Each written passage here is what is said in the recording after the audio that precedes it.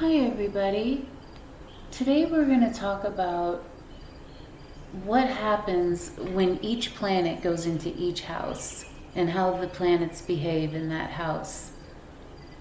I've done a previous video according to Sage Parashara's translation of what happens, how the Lord behaves in each house. Well, this one is going to be a little bit similar to that. Except I'm going to talk about the planets and how they behave in the house. To begin this lesson, I want to get through a little bit of kind of what Jyotish or astrology means, according to the sages who gave birth to the science of astrology. These sages who gave birth to astrology, numerology, yoga, and Vedanta, these all the sciences of being.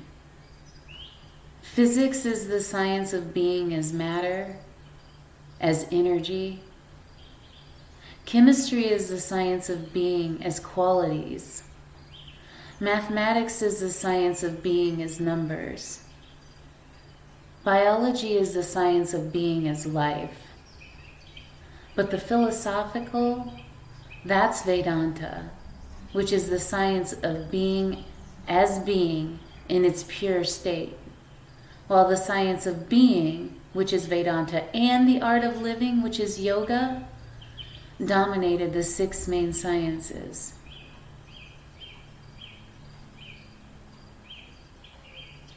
These six main sciences were dominated by the science of being as time, which is astrology. In this, I want to start by giving a beautiful concept and then also noting what Aurobindo had. He gave a really good statement that fits along with this whole concept. And so first I'll begin with the concept. That which is on high is that which is on below. That which is on below is that which is on high, in order that the miracle of unity may be perpetual. And Aurobindo had said, the mystery of the lotus cannot be deciphered by analyzing the mud below, but by analyzing the heavenly archetype of the lotus that blooms forever in the heavens above. So the first planet that we're going to go over is Jupiter, because Jupiter is the biggest planet and it's considered to be one of the most important planets. Jupiter is so big that 1,305 Earths can fit into Jupiter. Jupiter is the indicator of divine grace. And if he's benign or malefic, the entire horoscope is considered benign or malefic. On the other hand, if he's weak, the horoscope loses its intrinsic strength. So we'll start with Jupiter in the Lagna or ascendant. Having Jupiter in the ascendant or the first house makes one scholarly, beautiful, and jovial. It endows the native with majestic appearance, magnetic personality, learning, and wisdom. He or she can have a longevity when this Jupiter comes into the first house. Scholarship will grace in this native in no uncertain measure. These natives will be respected by the multitude.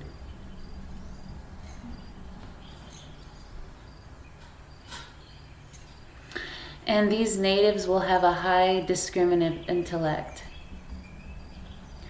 Jupiter in the second house, this will give the native poetic faculties, handsomeness, wealth, and fame.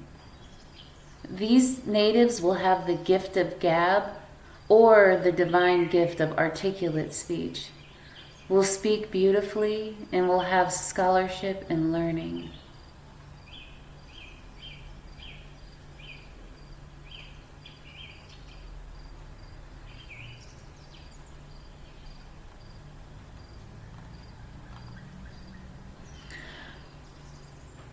Jupiter in the 3rd house. This position makes one miserly. This will make the native have to face many defeats. And this will make the native have bad relations with the brothers and sisters. This native will be subject to ridicule and most likely have stomach problems. When Jupiter comes into the 4th house, this makes one have a lot of friends and relatives. It'll make one fortunate with respect to houses. The fame of this native will even cross the seas and spread over the land.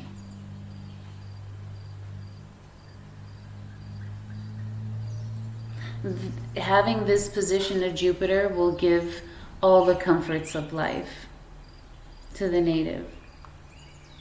When Jupiter comes into the 5th house,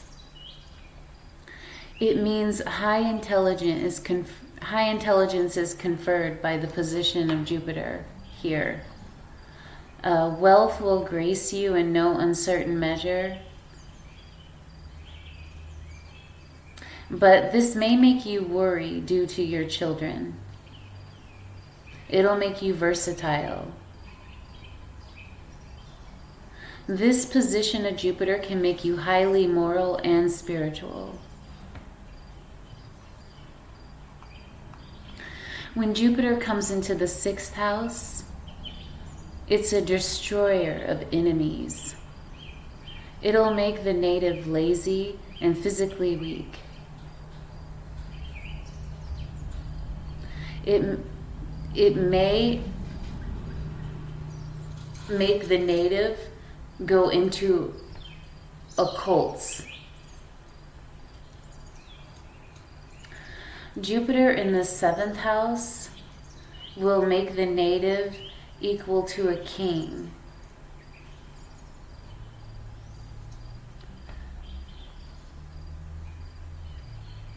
Having Jupiter in the 7th house will destroy hundreds of thousands of afflictions. This native will have high communication ability. He'll be scholarly, a lover of poetry, handsome, and will be more liberal than the father. This native will have a good life partner and children. And that's what happens when Jupiter comes in the 7th house.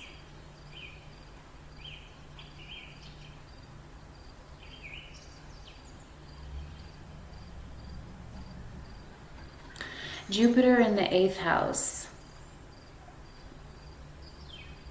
This is an adverse position for Jupiter, and it makes one really dependent on others. It also makes the native do a lot of sinful acts. They'll have a long longevity, but again, it makes them do like sinful acts during that time. But people will like you. They'll do jobs, with you and everything, and but you will be most of the time working for them. And this will make the native highly determined, and they'll be interested in base women.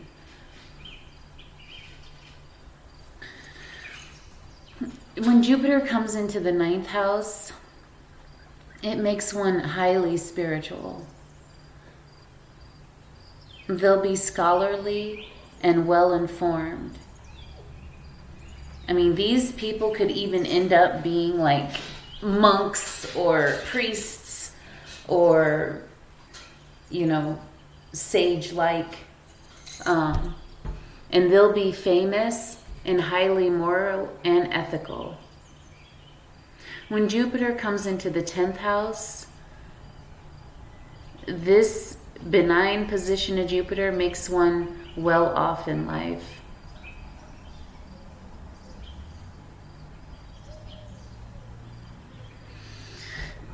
This native will be equivalent to a lord and will be famous with comforts, vehicles, and children. Will be virtuous, scholarly, and fortunate. And folks, I just want to let you know that where I'm getting this information from is translated from ancient texts. So when I say he or Lord, you can, if you're a female, you can apply that to yourself as well. I just wanted to put that out there. This video is for men and women, so okay. When Jupiter comes into the 11th house, Jupiter is really well positioned here. It makes one highly determined, scholarly with a really good longevity, and have multiple streams of income. And these folks will be famous with a lot of conveyances. When Jupiter comes into the 12th house, this can make the native devoid of happiness. It can make him devoid of sons and fortune. The earlier wealth that gets accumulated gets destroyed here.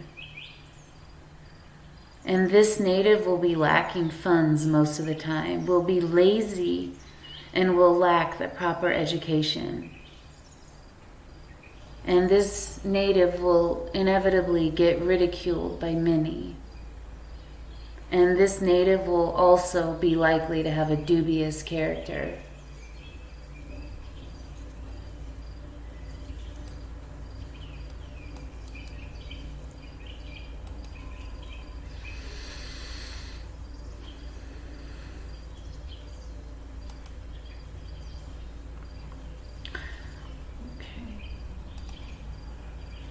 So we're already at 12 minutes here. So we'll just move along. Like I said in the beginning, this video might be a little bit long.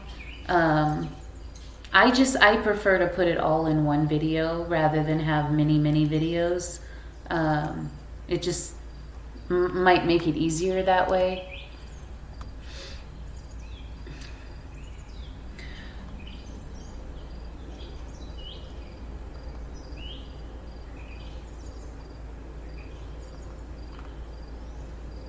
So the next planet that we're going to get into through the houses is going to be Saturn, or Shani. Shani is the second biggest planet in the solar system. This Graha is also one of the most important planets. And do you know that 700 Earths can fit into Saturn? Saturn is an indicator of sorrow, and if he's benign in the horoscope,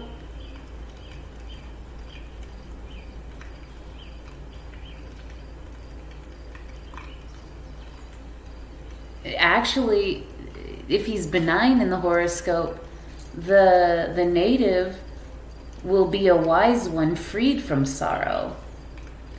And if he's weak, then he's likely to be depressed and unable to come out of the web of sorrow.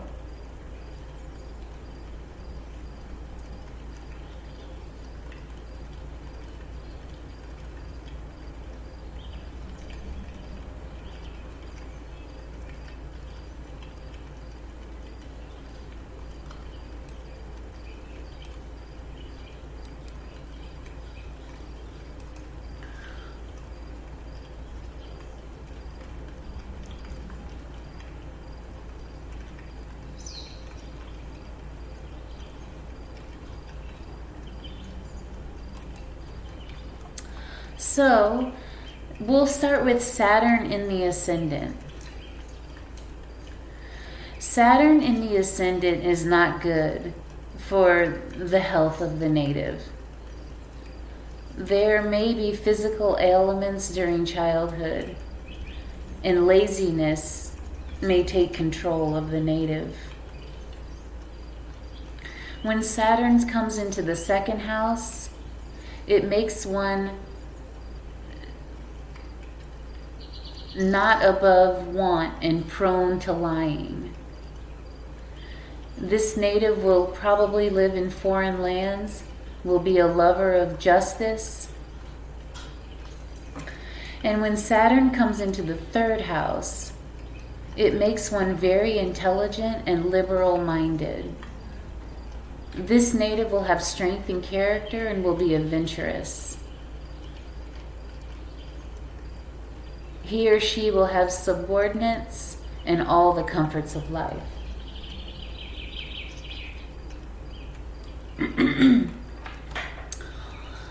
Saturn in the fourth house indicates affliction to the heart, will lack happiness and mental peace, will be crooked and be a violator of social norms. This placement will also have the native live in foreign lands.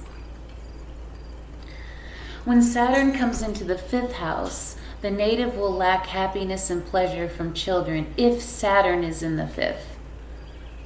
Will lack intelligence and will be fickle-minded. This native, though, will have a high longevity.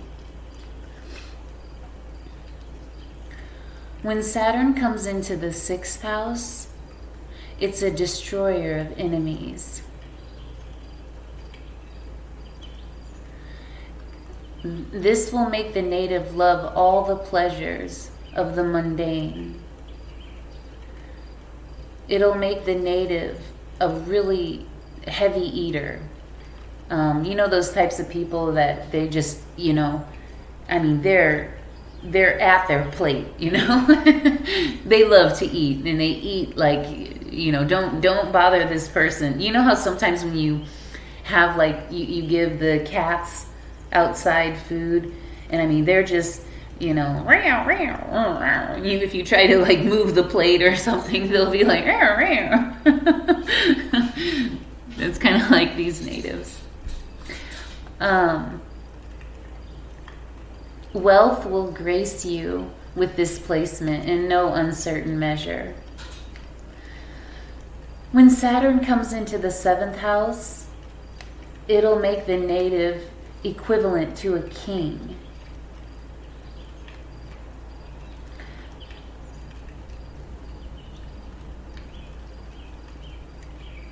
Saturn has full directional strength in the seventh house, but some negative traits develop, like lack of mental peace and happiness. Laziness could also manifest. When Saturn comes into the eighth house, this is an adverse position for Saturn. It makes one prone to illness. It could make them crooked, sorrowful, and will be abandoned by relatives. When Saturn comes into the ninth house, it makes one egotistic. It makes one not with a lot of wealth and devoid of happiness from father. This native will most likely indulge in sinful acts and will be skilled in warfare and will delight in tormenting others. When Saturn comes into the 10th house, this benign position of Saturn makes one have scholarship, intelligence, and will be a leader of assemblies. Will be well off in life and will change professions often. When Saturn comes into the 11th house, this is the best position for Saturn to be in. When Saturn is well positioned in the 11th house, it makes one highly determined, healthy, wealthy, and wise. Will have royal favor and will be a good sculptor. And this native will have lots of subordinates and people supporting him or her. When Saturn goes into the 12th house, Saturn will make one devoid of happiness and wealth, and will be tormented by many illness. Will be subject to enemies, and will have to face defeat wherever he goes. Will be merciless and live away from one's place where he grew up.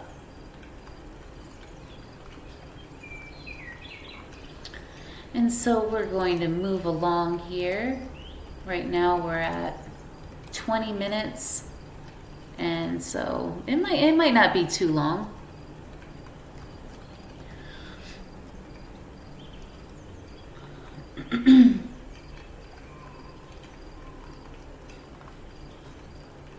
So next we're going to move to Shukra or Venus.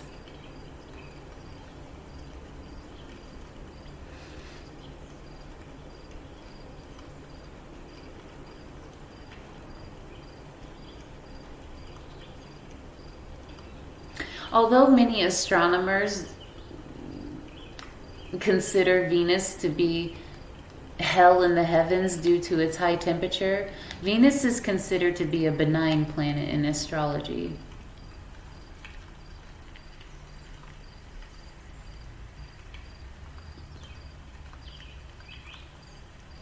When Venus goes into the ascendant or lagna or first house, it makes one handsome, blessed with really nice eyes, happy, with a good longevity.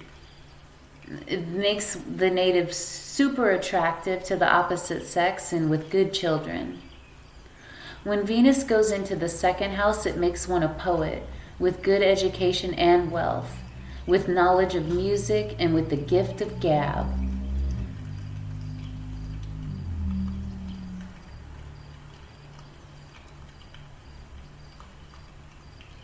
Aurobindo actually had his Venus in the second house, and that's why these were famed as poets. Venus, when it goes into the third house, it makes one devoid of happiness from spouse and subject to influence, and subject to the influence of the opposite sex. Will have difficulty controlling anger and will be miserly. When Venus goes into the fourth house, it makes one wealthy with a lovely, well-sculptured house and conveyances. Will be famous and will have a lot of admirers. Yeah, they're probably checking out your car and conveyances. Just kidding. When Venus goes into the fifth house, it will make one very intelligent with a lot of wealth and relatives. Will be clever and equal to a minister. Will be revered by many. And this native will have intelligence of a higher order. When Venus goes into the sixth house, it makes you suffer disgrace at the hands of women, and you become the destroyer of your enemies. Will be subject to diseases and will be afflicted by defeats and scandals.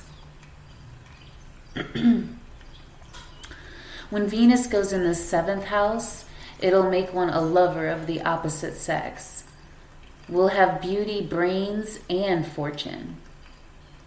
If it's a male, specifically, there will be problems in the marital life. So men with Venus in the seventh house, take extra care in your marriage life. When Venus goes into the eighth house,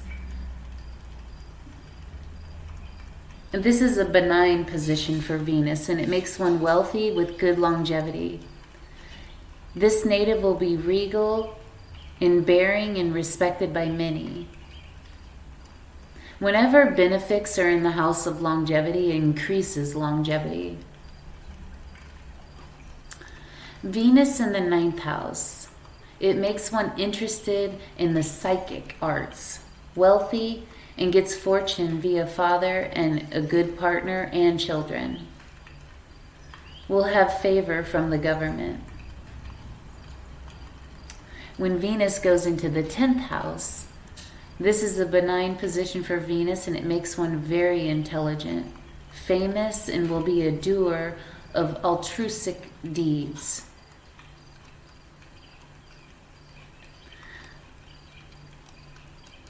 And altruistic means like doing for other people, like unselfish.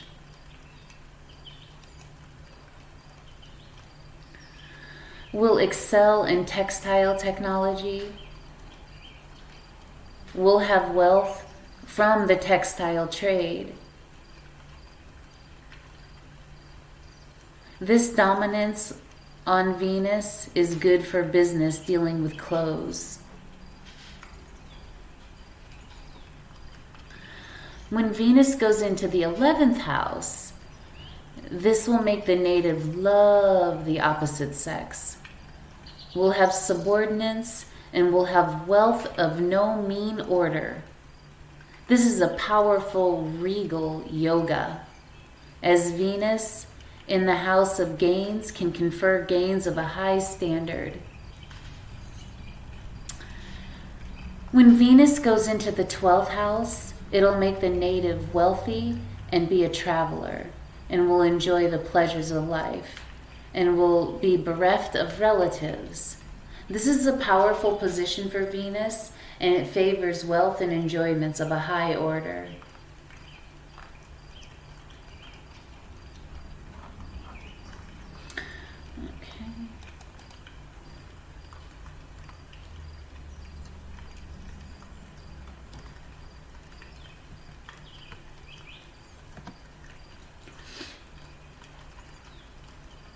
And now we're going to go to Mercury.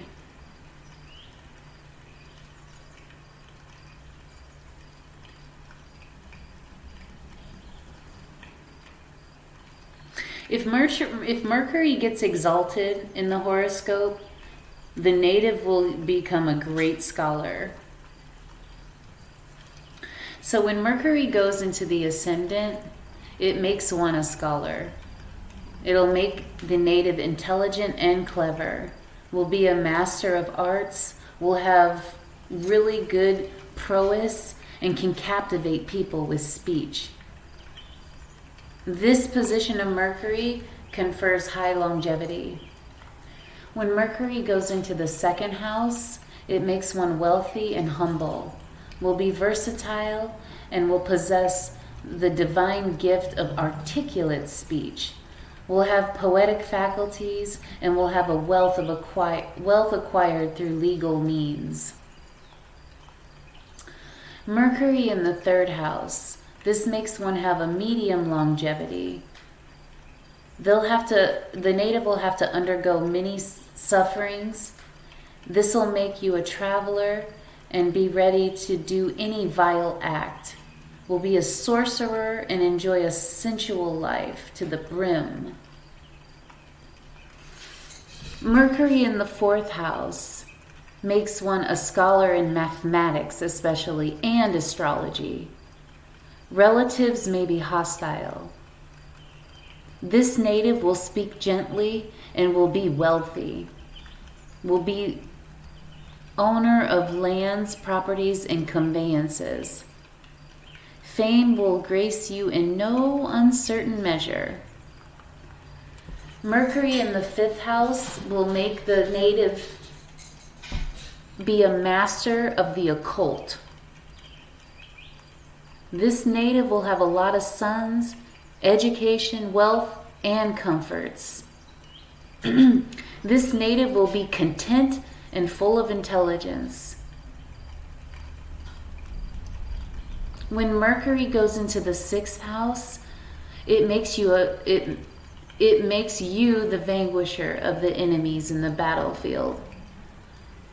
It'll make you interested in war and quarrels. This will make the native anger prone. It'll make you also talk sternly and be lazy. When Mercury goes into the 7th house, This will make the native a lover of education, will be learned and handsome, will have a spouse who is quarrelsome, will have expertise in eccentric arts, will be respected for certain philosophical qualities. So this position, Mercury in the 7th house, will give you a spouse that's quarrelsome, but you'll have an expertise in eccentric arts, and you'll be respected for certain philosophical qualities. When Mercury goes into the 8th house, this is a benign position for Mercury and makes one famous. Has a job with punitive powers. Will have a regal status. Will be a commander and be the leader of one's community. Will be versatile with wealth and comforts. Will be regal in bearing and respected by many. Benefits in the house of longevity increase longevity, as I said before. When Mercury comes into the 9th house, it makes one interested in esoteric arts. It makes one wealthy, versatile, and righteous. These natives have ethics and skills, and it will all be yours. This will make the native liberal and endowed with the gift of gab. Will have fortune via the father and with a good partner and children. When Mercury goes into the 10th house, this also is a benign position for Mercury and makes one scholarly, famous, and will have tremendous willpower. This native will have wealth of all sorts and comforts. The dominance of Mercury makes one very professional and endowed with expertise and a good reputation. When Mercury goes into the 11th house, it'll make the native very intelligent, will be scholarly as Mercury represents academic learning, will have high longevity, and will have all sorts of enjoyment of the senses, will have a lot of subordinates and lots of wealth, as the 11th house is a house of gains. When Mercury goes into the 12th house, it'll make the native lazy, and it may even get so lazy that you'll have a lack of wealth. This native will meet with many failures, will speak good words, but be devoid of luck in general. Even through this position of Mercury, although it is slightly adverse, it's good from the perspective of education. You'll be blessed with all the benefits that accrue from education, learning, and wisdom. So we're doing pretty good here, so we'll just move along. I would hate to make another video, like right in the middle. So now we're going to Mars.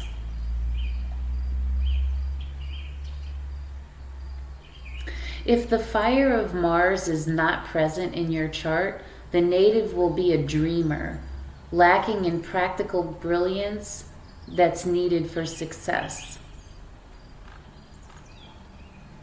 When Mars goes into the ascendant, it makes one anger-prone and fiery. You may have suffered some wounds in the body. You won't have much longevity with this placement, and you'll be suffering from one ailment to another. Will be fickle-minded, but be adventurous and cruel. When Mars goes into the 2nd house, it makes the native have less wealth, less education also. Will be serving people who are evil. Will be argumentative. This position of Mars is not good from the perspective of wealth and learning. All malefic planets in the 2nd are adverse for wealth. Mars in the 3rd house will be very adamant,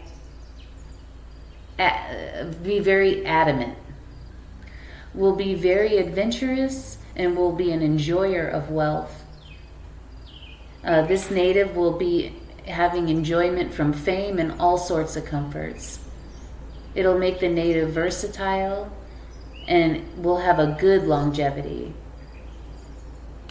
However, this native does have the tendency to go against ethics and morality.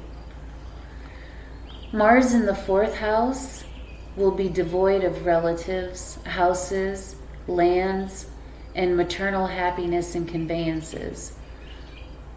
This native will be subject to the influence of women and will be mentally tortured all the time. Mars in the 5th house will be devoid of sons, comfort, and wealth. Will face a lot of calamities and be slightly famous. Will be fickle-minded and will go against ethics and morality. Will be adventurous and anger-prone. When Mars goes into the 6th house, it'll make the native have a sound physique and good health. This native will be a vanquisher of enemies in the battlefield and won't have much fear in the mind. Will have tremendous lust, fame, and regal status. When Mars goes into the 7th house, this native will be indulging in unethical acts, will be devoid of marital happiness, will be quarrelsome, will be afflicted by many diseases, and the life partner will also be afflicted. This native will be cruel-hearted. When Mars goes into the 8th house, the native will be afflicted in the body and mind, will be devoid of wealth, will have less longevity, and will have less dharma and ethics in the mind. When Mars goes into the 9th house, the native will go against his father and will be violent. This native will harass people and will be a lover of the occult. This native will also have powers in that occult. When Mars goes into the 10th house, it'll give the native regal status. He'll be very adventurous and enthusiastic. Will be revered by the good. Will have good sons, fame, and wealth. When Mars goes into the 11th house, it'll give the native sons, wealth, comforts, prosperity, and determination. This native will have a lot of subordinates and will be truly versatile. Will have the gift of gab or the divine gift of articulate speech. When Mars goes into the 12th house, it may give affliction to the eyes, and the native will be lazy, will suffer from economic losses, and may undergo incarceration. Will be sorrowful, and health will be adversely affected. Will be miserly, but will have the gift of gab, or the divine gift of articulate speech.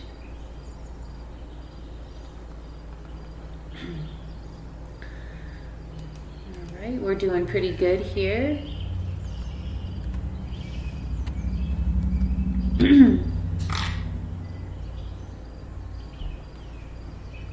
So now we're going to go to the sun.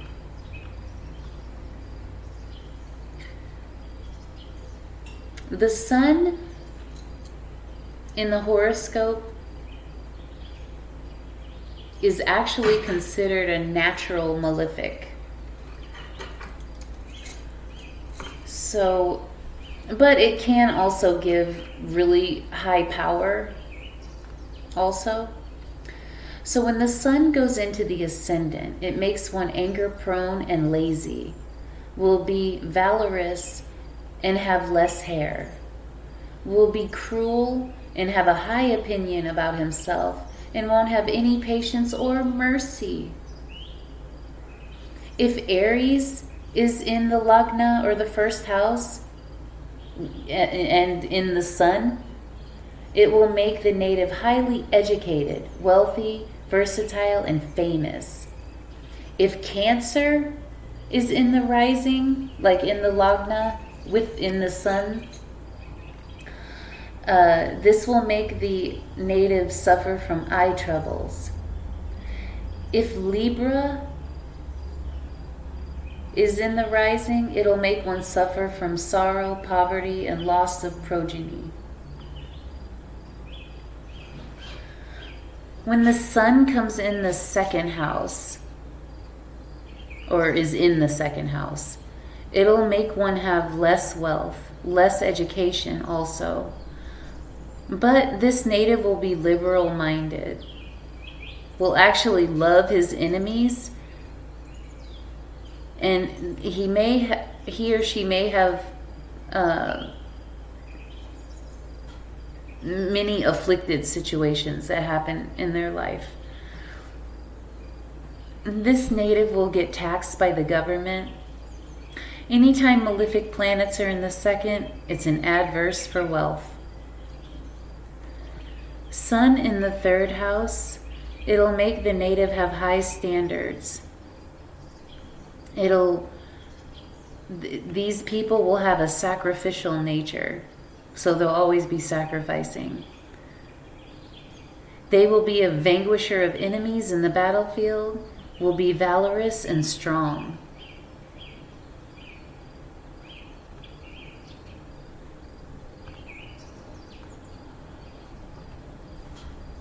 These natives will also have a good relation with younger co-borns. When the sun goes in the fourth house, the heart may get afflicted and be devoid of happiness, landed properties, relatives, and conveyances. This native will be interested in the opposite sex and will have many houses also. Will harm paternal wealth, so coming from the father's side, and will never have mental peace or contentment.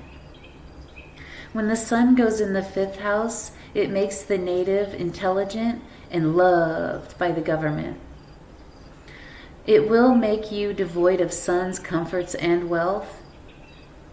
You'll love forests and try to live in such places. This position is adverse for relationship with suns. When the sun goes into the sixth house,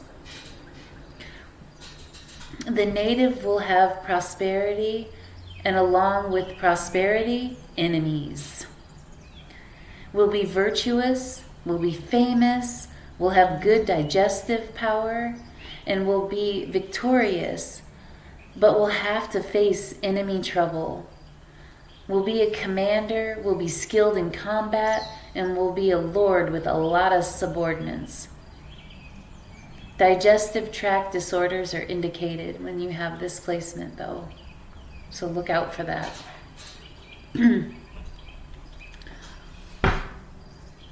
Eat a lot of ginger. That might help.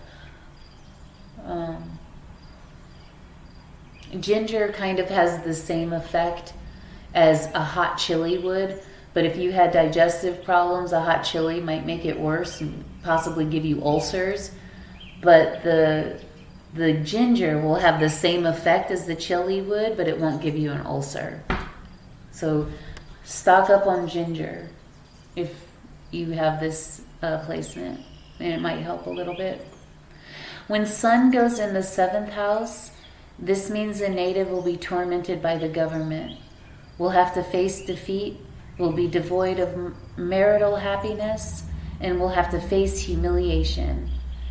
This native may get insulted by women, and the body may be tormented by ill health. But this native will be traveling a lot.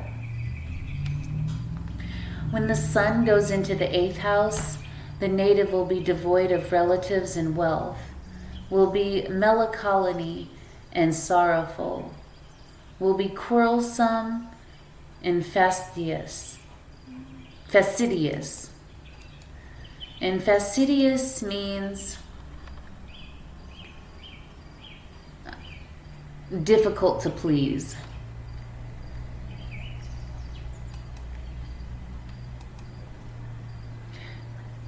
And this native will have to face defeat in many situations. When the sun goes into the ninth house, the native will have wealth, relatives, and sons. Will have reverence for preceptors and devotion to spiritual people. This is also an indicator that the native may harm the father and will be devoid of dharma.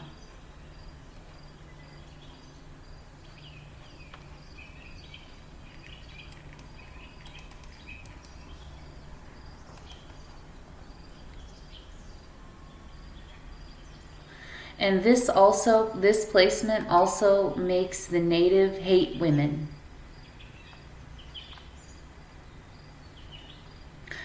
When you have Sun in the 10th house, the native will be highly educated, will have paternal wealth, that means from the father's side, will be highly intelligent with a lot of conveyances.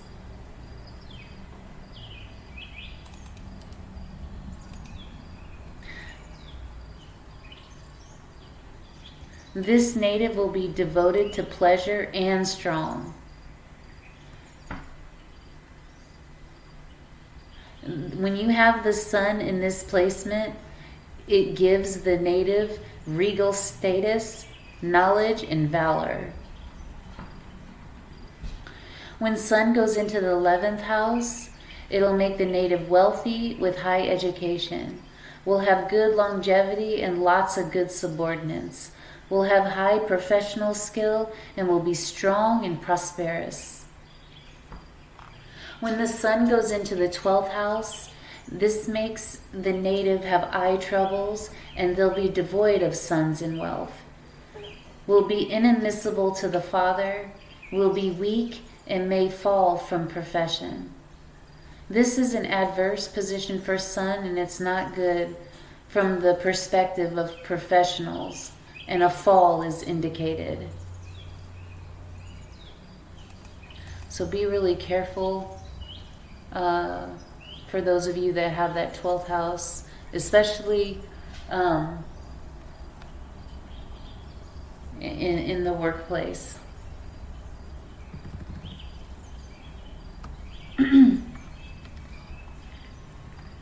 Now we're going to move to the moon.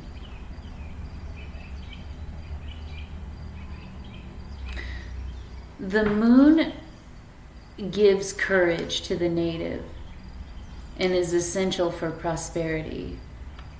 So prosperity depends on the position of the moon and Jupiter.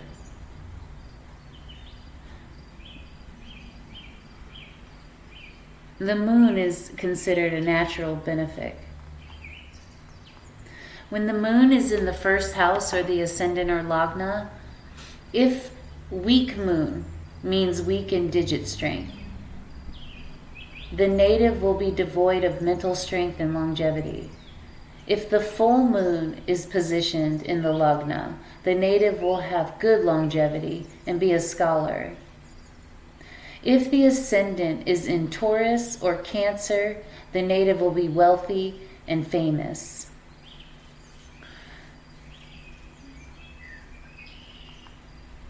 When moon goes into the 2nd house, it makes the native have wealth of all sorts and enjoyment. This native will have the gift of gab and divine gift of articulate speech, will be handsome and have the ability to understand others' perspectives, will be educated with scientific knowledge. When the moon goes into the 3rd house, it'll make the native have wealth, education, and pride. This native will have good strength and will have gains via brothers. But even with all this, the native is likely to be miserly. When the moon is in the 4th house, it will give the native wealth and conveyances. This native will be liberal and altruistic, which means like giving to others. Will be fond of the other sex and will not be too attached to anything. Will be a donator. The moon in the 5th house, it makes the native highly intelligent and kind. Will be interested in politics and will be affable and diplomatic. When the moon goes in the 6th house, it'll make the native cruel and intelligent, will have disorders of the digestive tract, and will face many defeats. will be intelligent and clever, and will be a little bit lazy. This position is slightly detrimental to prosperity. When Moon goes into the 7th house, the native will possess wealth and fortune, will have a high standard, and will have accumulated property, will be kind and enjoy pleasures of the mundane. When Moon goes into the 8th house, it makes the native quarrelsome and devoid of benevolent attitude, will be afflicted by many diseases, but will be handsome and will have less longevity, will have marks caused by wounds on his or her body. When the Moon goes in the 9th house, it'll make the native highly religious, liberal, and will have devotion to elders and preceptors. Preceptors. Will possess devotion of high order. When the Moon goes into the 10th house, it'll make the native well off, will have gains from education, will be liberal and very giving to others, will be famous and will get fame from many of his giving deeds or her giving deeds. When the Moon goes in the 11th house, it'll make the native have wealth and a lot of subordinates. It'll make the native have education of a higher order and will be versatile. This native will have intelligence of a high degree, and the native will be graced with all kinds of knowledge. This will also make the native very giving and liberal. When the Moon goes in the 12th house, it'll make the native lazy and devoid of wealth. It'll make the native an outcast. This native will have to face a lot of defeats, will live in foreign lands, and your mother's health may be afflicted.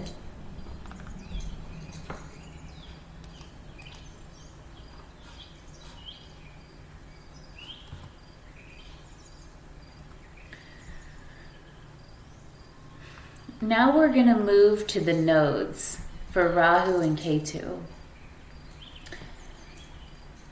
So when Rahu is the north node of the Moon,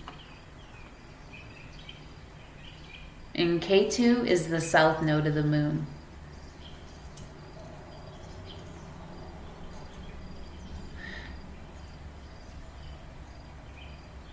These are mathematical points that the orbits differ by 5 degrees, and they're extremely influential on human behavior. So when Rahu goes into the ascendant,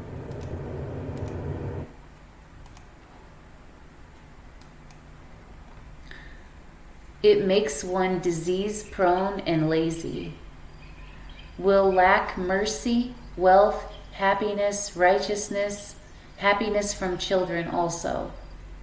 Won't have much longevity, will be subject to the temptations of the flesh.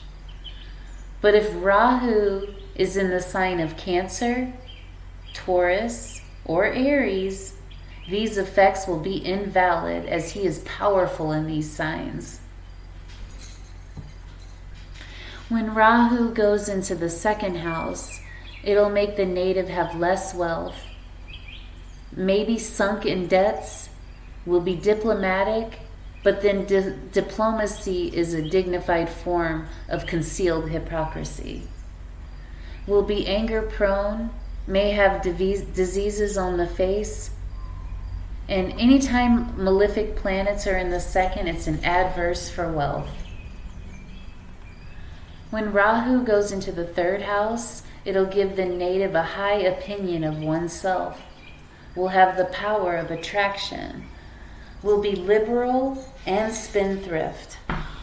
This position of Rahu gives long longevity.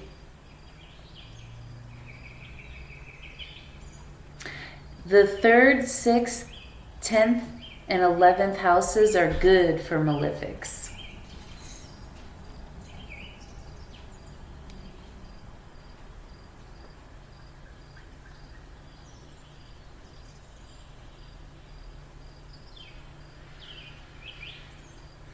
There's also a Kubera Yoga, which is a position for wealth also with this house. When Rahu goes into the 4th house,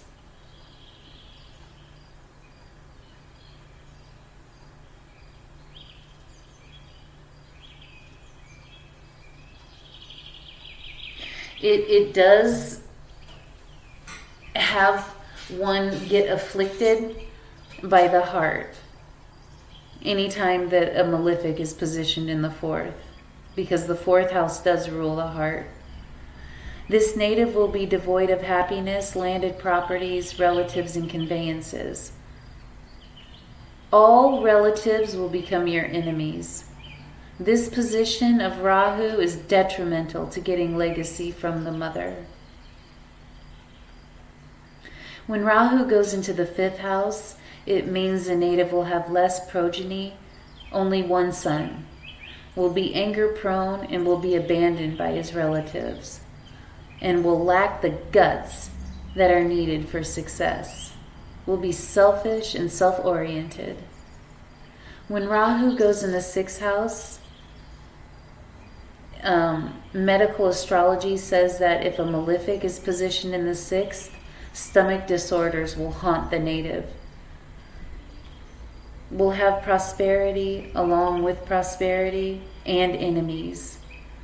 Will be virtuous, will be famous, will have good digestive power, will be victorious, but will have to face enemy trouble, will be a commander and will be skilled in combat, will be a lord with a lot of subordinates.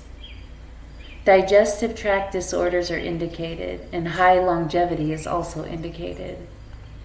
When Rahu goes into the 7th house, it'll make the native spendthrift, ignoring economic prudence. Will lack general happiness and intelligence. Will give priority to liberty and will be disease prone. Will be devoid of marital happiness. Will have to face humiliation and may be insulted by the opposite sex, especially women. Body may be tormented by ill health and will be traveling a lot. Rahu in the 8th house will be subject to persecution and calumny. The native will have less longevity and will lack happiness from progeny. This position for Rahu indicates karmic backlog. Will be devoid of relatives and wealth. Will be sorrowful and always drifty in nature. Will be quarrelsome and be fastidious.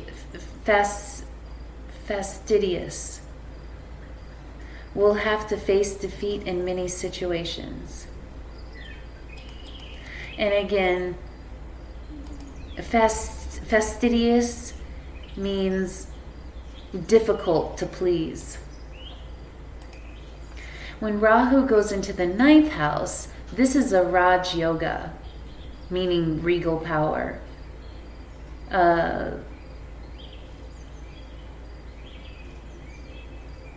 This native will have wealth, relatives, and sons.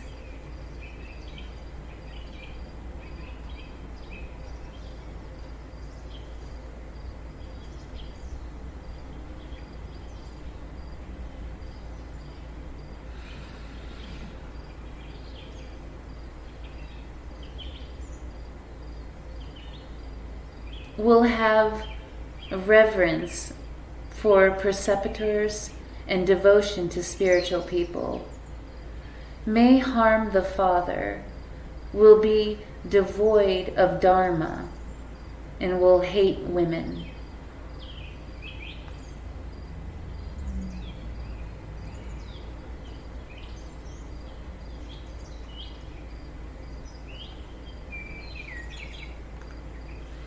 When Rahu goes into the 10th house, it'll make the native famous endowed with professional skills. They'll be fond of war and the battlefield. And this native will not hesitate to do evil acts, will be adventurous and have a lot of consorts.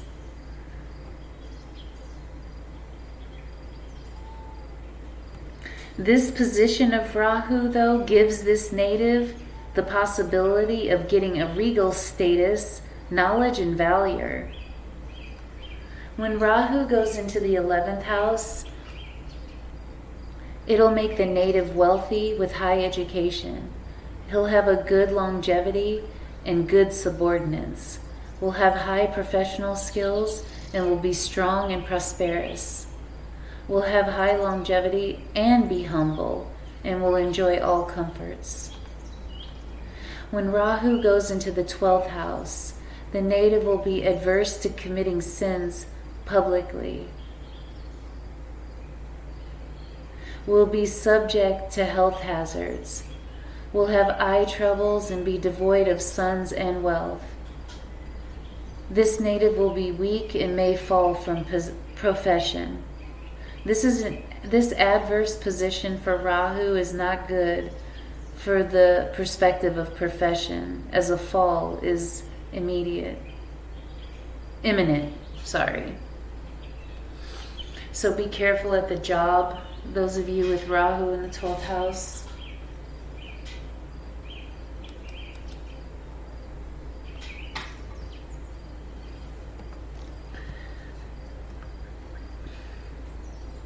And now we're going to go to the south node of the moon, known as Ketu.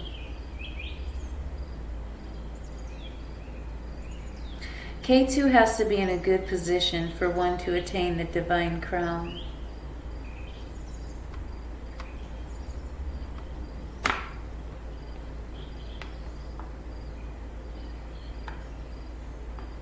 Ketu is associated with moksha.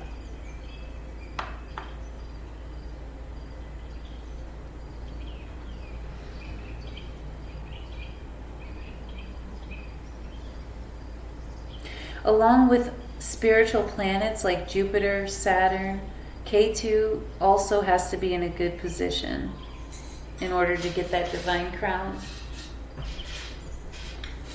When Ketu goes into the ascendant or first house or lagna, it makes one intelligent, endowed with fortune, will be quarrelsome and have less wealth, will be having melancholic, or I can't say that word. It means drifty thoughts, and will have the ability to make others quarrel. But if Ketu is in the sign of Capricorn or Aquarius, these effects will be invalid as he's powerful in these signs. When Ketu comes in the second house, this native will be devoid of education.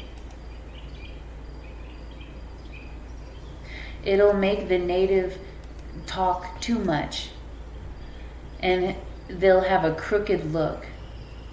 They'll be learned and crave for others' wealth. When Ketu goes in the third house, this makes the native noble and charitable. It'll make the native valorous and adventurous. But it will make the native love evil people. But it'll make the native destroy enemies and enjoy wealth, prosperity, and all sorts of enjoyments. Will be a genius of a high order. Will be versatile and will destroy opposition. When Ketu goes into the fourth house, this, again, with medical astrology, it's where the heart is. And anytime a malefic is in that house, you have to take care. This native will be devoid of happiness, landed properties, relatives, and conveyances. All relatives will become your enemies. This position of Ketu is detrimental to getting a legacy from your mother. Ketu in the 5th house will make the native cruel, but it'll make them have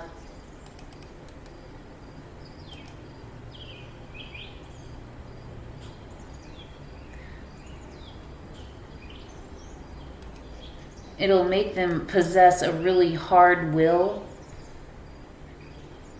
but they'll not get much happiness from progeny. Will have disorders in the digestive tract and will be afflicted by many diseases. These natives will love sin and be devoid of happiness. When Ketu comes in the 6th house, again, this is stomach disorders will haunt the native, but anytime a malefic comes into the 6th house, but the native will be a leader of the community, will have high education and be endowed with many virtues, will love relatives, and will be proud and vainglorious, will have all-around knowledge and liberality. When Ketu comes in the 7th house, it makes the native devoid of happiness from spouse and will love women of a dubious character.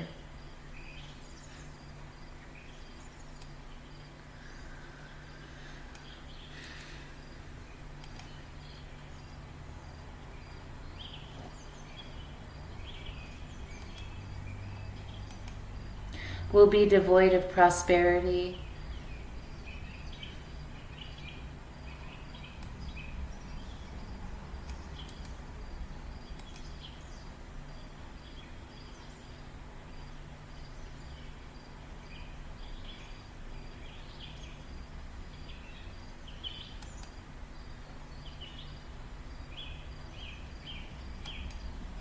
It'll make you pharisaical in thinking, but it'll make the native love to travel and will land in troublesome situations.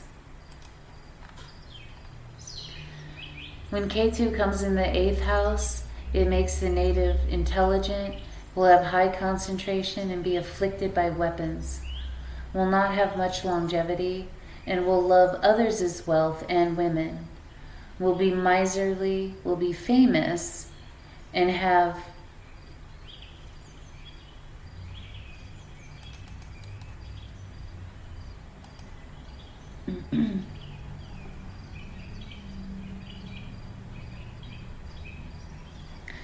leadership qualities.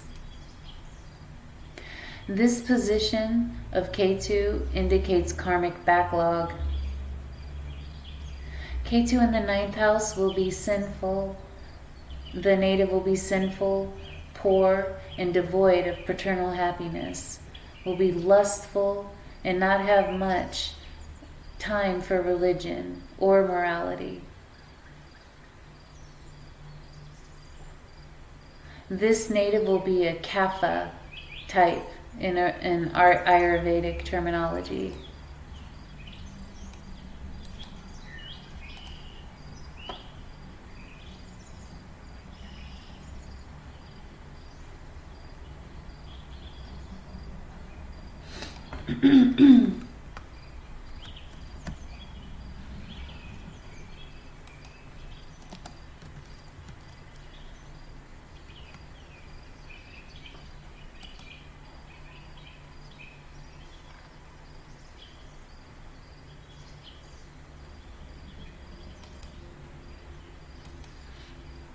This native will be proud and chivalrous,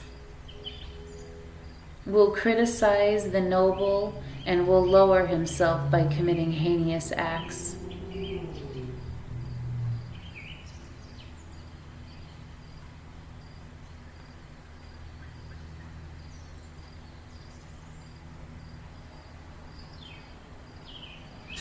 When Ketu goes into the 10th house, it makes the native love people and will earn the name of a philanthropist.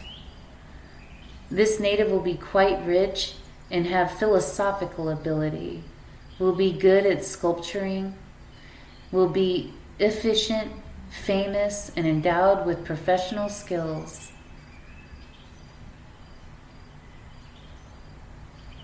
This Ketu being in this house makes for good professional enhancement. When Ketu goes into the 11th house, it makes the native wealthy with high education, will have fame and altruistic merit, will enjoy pleasures of the mundane a lot, and will be versatile and endowed with many good qualities, will be liberal and generous, will be very popular because of philanthropic deeds. When Ketu goes into the 12th house, it makes the native fickle and ever-changing.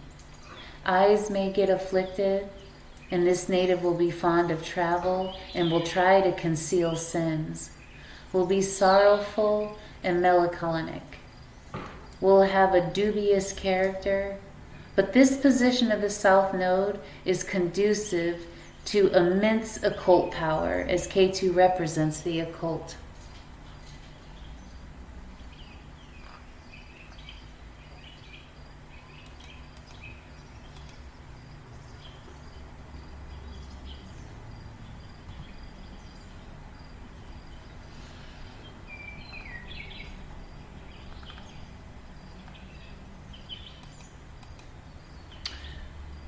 So that is done.